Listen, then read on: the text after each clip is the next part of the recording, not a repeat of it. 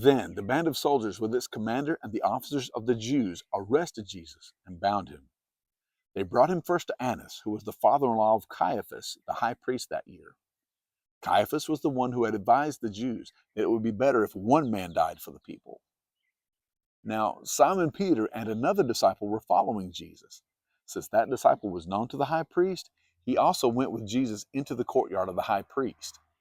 But Peter stood outside at the door. Then the disciple who was known to the high priest went out and spoke to the doorkeeper and brought Peter in. Meanwhile, the high priest questioned Jesus about his disciples and his teaching. "I have spoken openly to the world," Jesus answered. "I always taught in the synagogues and at the temple, where all the Jews come together. I said nothing in secret. Why are you asking me? Ask those who heard my message. Surely they know what I said." When Jesus had said this, one of the officers standing nearby slapped him in the face and said, "Is this how you answer the high priest?" Jesus replied, "If I said something wrong, testify as to what was wrong. But if I spoke correctly, why did you strike me?" Then Annas sent him, still bound, to Caiaphas the high priest. They led Jesus away to the high priest, and all the chief priests, elders, and scribes assembled.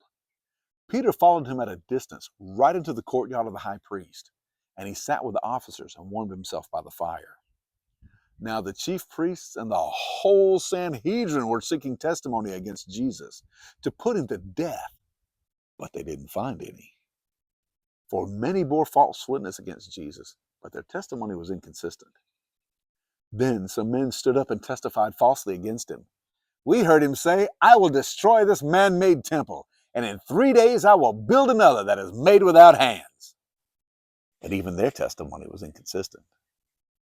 So the high priest stood up and asked him, "Have you no answer? What are these men testifying against you?" But Jesus remained silent. Then the high priest said to him, "I charge you under oath, by the living God, tell us if you are the Christ, the Son of God." "You have said it yourself," Jesus answered. "But I say to all of you, from now on you will see the Son of Man sitting at the right hand of power, coming on the clouds of heaven."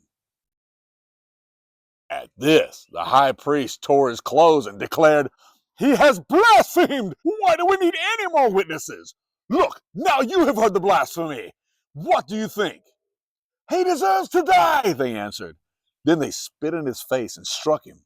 Others slapped him and said, "Prophesy to us, Christ, who hit you?" While Peter was in the courtyard below, one of the servant girls of the high priest came down and saw him warming himself there. She looked at Peter and said, "You also were with Jesus the Nazarene." But he denied it. "I don't know or even understand what you're talking about," he said. Then he went out to the gateway. When Peter had gone out to the gateway, another servant girl saw him and said to the people there, "This man was with Jesus of Nazareth."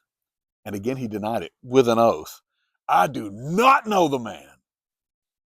One of the high priest's servant, a relative of the man whose ear Peter had cut off, asked, "Didn't I see you with him in the garden?"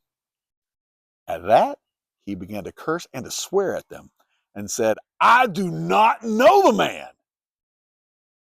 And immediately the rooster crowed. And the Lord turned and looked at Peter. Then Peter remembered the word that the Lord had spoken to him. "Before the rooster crows today, you will deny me 3 times.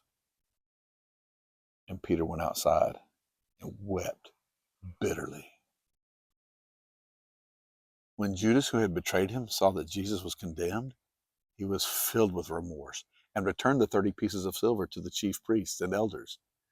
"I have sinned by betraying innocent blood," he said. "What is that to us?" they replied. "You bear the responsibility." So Judas threw the silver into the temple and left. Then he went away and hanged himself. The chief priests picked up the pieces of silver and said, "It is unlawful to put this money into the treasury since it's blood money." After conferring together, they used the money to buy the potter's field as a burial place for foreigners. That is why it's been called the field of blood to this day. Then what was spoken through Jeremiah the prophet was fulfilled.